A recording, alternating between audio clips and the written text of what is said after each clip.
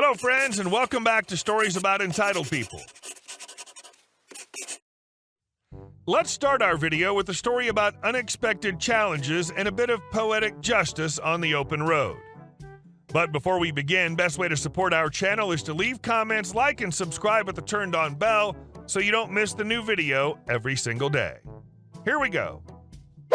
Do you really want me to hit that air horn? No, you don't. Back when I was over the road, I drove a team truck. My co-driver, Benny, didn't like driving at night, so I generally got to enjoy an almost empty road, mostly devoid of a-holes. Mostly.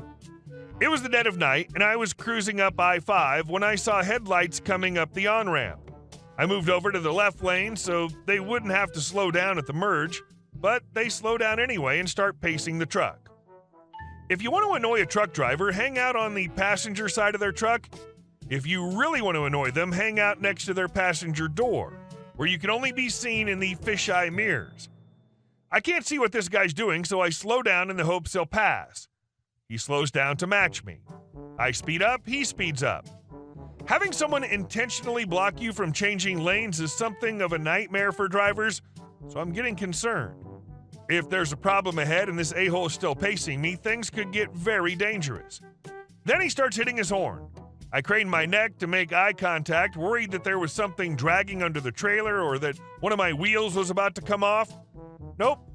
There's the a-hole with a big grin on his face, pumping his arm up and down, trying to get me to blow my air horn. Now, as I said, I drive a team truck. That means one man drives while the other sleeps in the bunk. It also means that as a rule, we don't gratuitously blow that air horn. I've had a co-driver fall asleep at the wheel. He almost took us off a cliff. The guardrail held. Making sure Benny gets enough sleep is way up on my priority list. Of course, that isn't happening anymore. A-hole's pissed that I'm ignoring him, but he perks up when Benny pokes his head out through the sleeper curtain. He doesn't know that he's just woken Benny up. He can't hear Benny cursing. A-hole hits his horn to get Benny's attention, then hopefully pumps his arm some more. Benny just gives him the evil eye. Something to understand about Benny. Benny is Romanian. More than that, Benny is Romani. He survived constant religious and ethnic persecution until his family was finally granted asylum in the United States. Benny doesn't take crap from anyone, and he has absolutely no qualms about unleashing a 21st century gypsy curse on the poor B-turd that just woke him up. Eventually, a-hole realizes that he isn't getting what he wants, flips us the bird, and starts to accelerate. As soon as he turns his head, Benny reaches past me and hauls down on the air horn cord. There are, of course, two big, bright, shiny air horn trumpets on the top of our cab. They were impressively loud and probably would have made an expecting a-hole wet himself if they'd worked.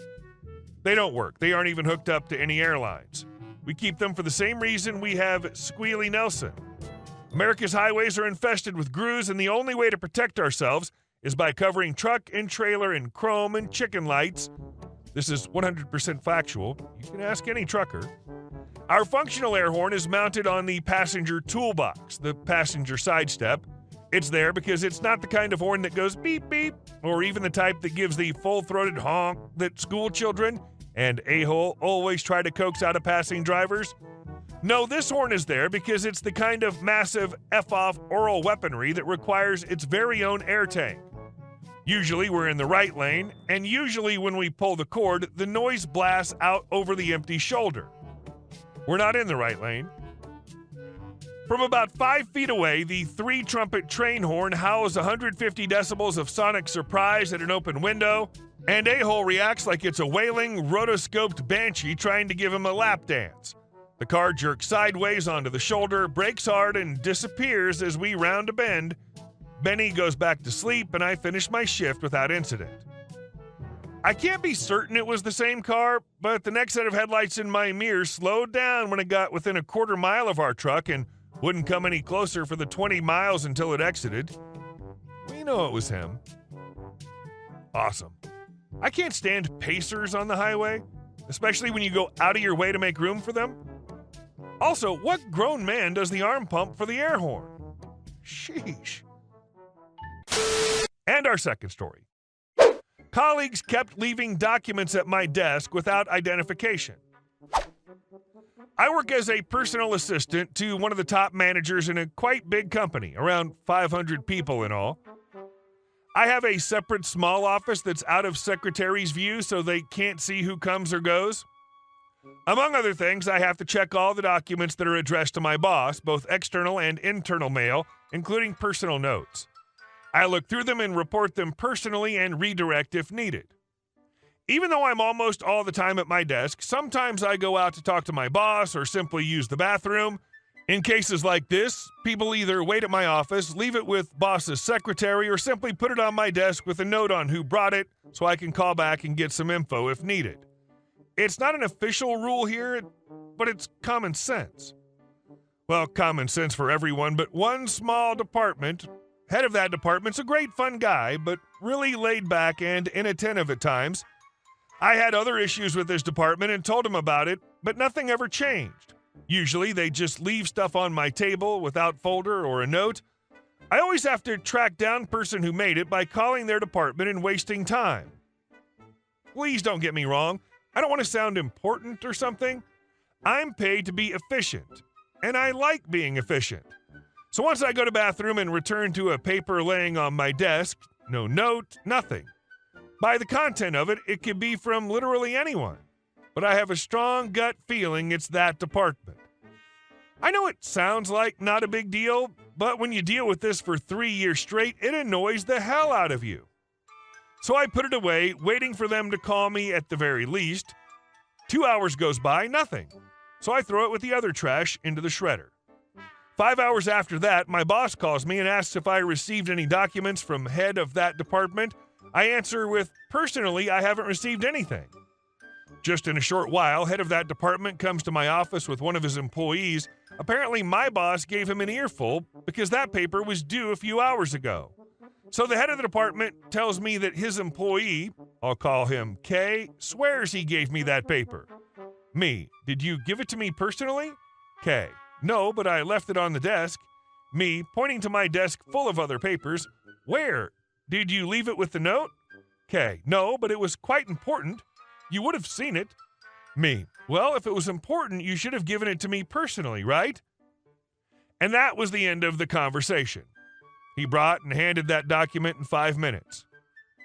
Couple of days pass by and they bring me everything personally. I doubt it's for long, but for now I feel satisfied and a bit bitchy. Just to clarify, no damage was done to the company or my boss because of the delay of that paper. And our next story. Entitled sister-in-law refuses to pay for damages, faces legal consequences. My 24-year-old female dad is pretty well off and owns multiple properties in both the country I live in as well as back in his home country. Because of this, and the fact that my husband and I both have good careers, my sister-in-law has always had a snobby attitude towards us and my side of the family and tries to mooch off of us at any chance she gets. When we go out to eat with my husband's side of the family, we're expected to pay. Christmas and birthday, his side of the family expects good gifts, etc. His sister is currently on her third marriage and has 3 children, all under the age of 10. Her and her husband were looking for a place to host their wedding and approached me about using one of my dad's properties to host it. I was very hesitant at first to help her because of the treatment she's given me in the past, but it's my dad's property after all, so I contacted him to ask him about it. He said it's my call, but told me to 1, have them sign some type of agreement stating that if any damage is done to the house, they're liable. 2, they're going to be charged a reasonable fee to use the house. We both agreed on $1,500, which I believe is very reasonable considering this is a massive house.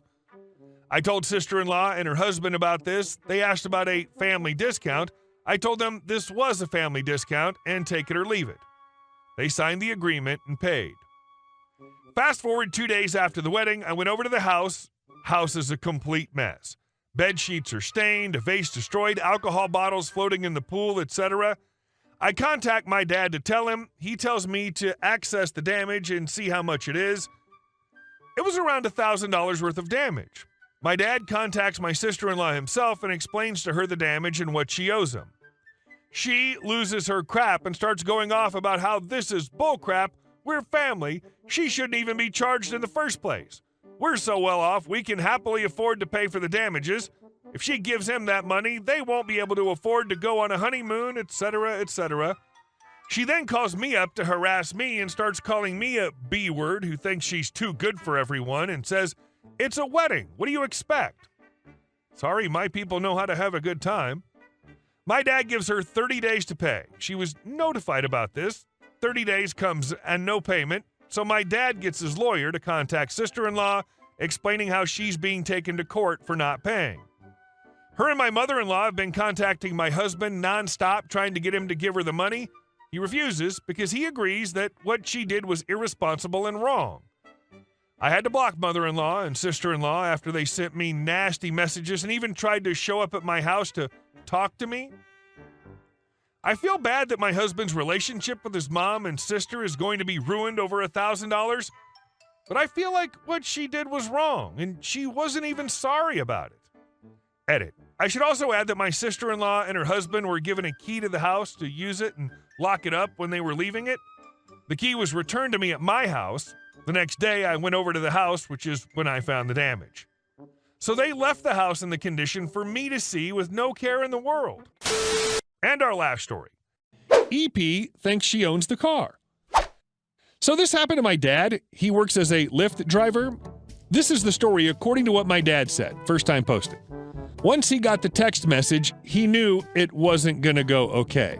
Once he arrived, she jumped in the car and demandingly told him, just like that, make a left on Monroe, go straight to LSD, then take LSD all the way north. While he's looking at her through the mirror, she replied, "You can go, let's go." Okay, and how are you this evening? I'd be better if you would have picked me up 5 minutes ago when you were supposed to. I'm freezing. Sorry, but I got the request 5 minutes ago and I wasn't next to you. I had to drive to pick you up. We are in rush hour in the loop. Lots of traffic. So, you know what? Just shut up and drive. Take me home. No. You shut the door when you get out of my car. This ride is canceled. Once he turned left on Monroe, he pulled over. EP, I'm not getting out. This is my ride and you are taking me home. This is not your ride. This is my personal car and I'm willing to give a ride to any pleasant person who needs it. You are not a pleasant person for me. So get out of my car. I'm not getting out until I get a new ride. It's freezing and you better stop threatening me or I'll call the police. Good. Because if you do it, I'll do it. Your ride is canceled. We don't have any connection. This is private property from where you are refusing to leave and I'm working. I have another passenger to pick up in this freezing weather. Please get out. No, I won't. My dad got out, went around, opened her door, and politely said, where people were looking, "Please, ma'am, will you get out of my car? Your ride is over. I'm willing to give a ride to anyone who needs it, but not with an attitude. And you are nobody to talk to me with an attitude." She finally got out, took a picture of him, he smiled, and of his car. He called Lyft and reported her, and they said they support him 100% because that ride started wrong even before he picked her up. And driving stressed and frustrated is not safe. I know it's not as bad as other people, but I still thought it was interesting. Hope you enjoyed it. Again, it's my first post, and this didn't happen to me, it happened to my dad. Hey guys, thank you all for watching the video. I'll see you in the next one.